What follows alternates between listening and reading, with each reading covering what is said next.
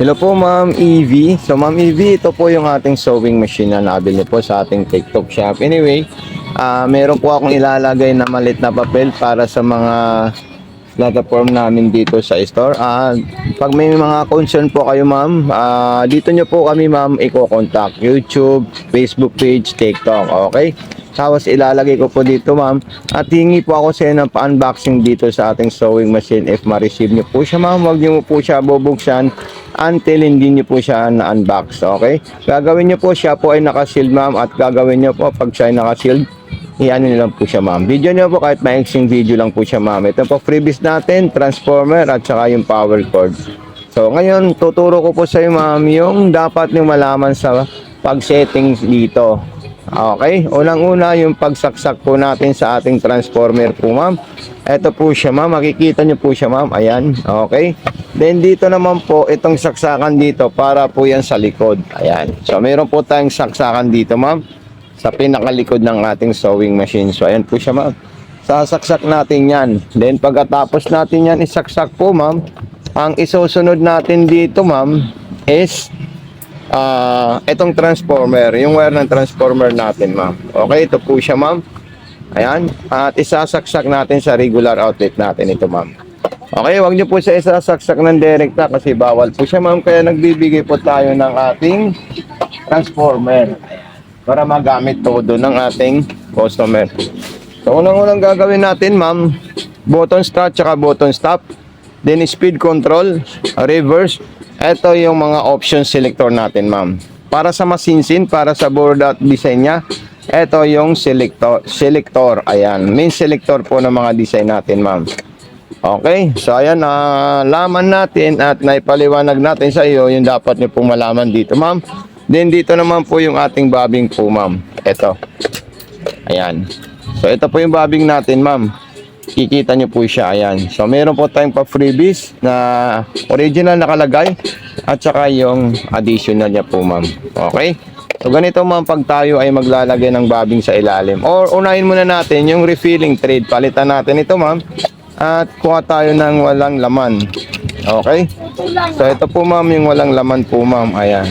Tapos ilalagay natin ito ma'am. Okay, so ayan, ilalagay natin dito yan ma'am at tayo ay magre-refill ng sinulid. Tapos ito po, i-ano natin yan ma'am, tatali natin dito. Okay, then tulak natin dito, ayan. Tapos pipindutin natin yung kulay pink, ayan. So refilling thread po yan ma'am. Kumbaga magpupundot tayo ng sinulid sa ating sewing machine. Ay speed control, bilisan natin siya ma'am para mas marami tayong maipundo na sinulid. Ayan. Okay, so ayan po siya ma'am. Then ilalagay ko po to dito yun ma'am. At ito tatanggalin ko po siya ma'am. Okay, so ito po siya ma'am. Ayan, then ipapasok natin dito yan ma'am. Okay, then ilalagay natin dito. Mamaya na natin to ilalagay kasi kailangan po natin maglagay ng sinulid. So ganito po pag maglalagay tayo ma'am ng sinulid niya ma'am. Ayan. Okay, kailangan po ma'am pumasok po siya dun sa likod at dire-diretso po siya dito ma'am. Kailangan din maipit dito ma'am. Okay, then pagkatapos isasabit natin dito sa may maliit na spring. Ito po yung pinakamaliit na spring natin. If ever na nyo pong ganyan, itong sinulid nyo, pwede nyo po i-ano dito yan ma'am. Ayan. Okay, pero mas maganda po ng pasada niya is nakaganito po siya ma'am. Ayan, ganyan. Yan talaga. Tapos ipapasok natin sa butas ng karayom, straight line, patusok po siya ma'am dun sa likod. So ayan po siya ma'am, pinasok ko po siya sa butas ng karayom. At para makain niya po yung sinulid sa ilalim, ikutin natin yung malaking handwheel. Ito po siya ma'am, ayan. Okay, ikutin natin ng paharap, pababa, at makikita nyo magsasama po yung dalawang sinulid. Then hatakin natin siya ma'am. Ayan, so dalawa na po yung lumabas dyan ma'am na sinulid. Itaas natin yan, ilagay natin ito at ilagay rin natin ito ma'am. Okay, so magsasample na po tayo ng tahi para dito sa ating sewing machine po ma'am. Straight line yung pasada natin ma'am. Okay, pipindutin natin ito. Ayan, then kung gusto nyo po i-stop siya man, pipindutin nyo rin po ito ma'am. Ayan, so ilalagay natin siya sa low speed. Ayan, para hindi masyado siya mabilis. Ayan, then reverse, ito po siya ma'am. Ayan, automatic reverse po siya ma'am. Ayan, Okay, so napaka-smooth at napakaganda ng performance ng ating sewing machine po, ma'am. Ayan. Sa mga zigzagger naman po, ma'am, pwede po tayo kumuha, ma'am. Ayan. Putin na lang natin to at pwede natin galing. Masinsin po yung zigzag niya kung sakaling gusto niyo po siya, ma'am. Ayan, okay. So lahat po yan, ma'am, gumagana po siya, ma'am. At kung gusto niyo naman pong mas maliit na zigzag, i-adjust lang po ito sa medyo, ayan, para lumiit po siya, ma'am. Ayan, ma-adjust yung zigzag natin kasi small, medium, tsaka large. So pinakadulong-dulo. Ayan, okay. Din sa garterize naman po tayo, ma'am. Kukuha naman po tayo ng pang garterize natin. Dalawang klase po yan. At tatlo, isa, dalawa, tatlo. Dalawang V-shape, left and right, tsaka isang 3-step na W shape. Ayan. So napakaganda po, ma'am, yung napili nyo po, ma'am. AV na sewing machine. So, ayan po siya, ma'am. Okay. Then isunod natin yung 3-step na parang zigzag. Ayan. Tapos sunod natin yung mga borda po niya at saka embroidery ng ating sewing machine. Okay. Then ayan. So dito na po tayo, ma'am, sa ating embroidery niya, scallop. So gawin natin siyang masinsin po, ma'am.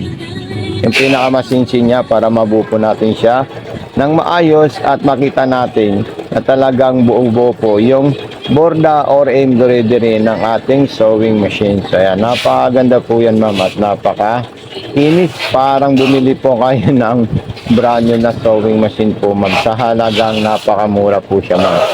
Okay, so huwag niyo po kalimutan magbigay ng ratings at feedback. Okay, especially i-unbox natin at i-share natin, ma'am. Kahit sa TikTok niyo po mismo po, ma'am.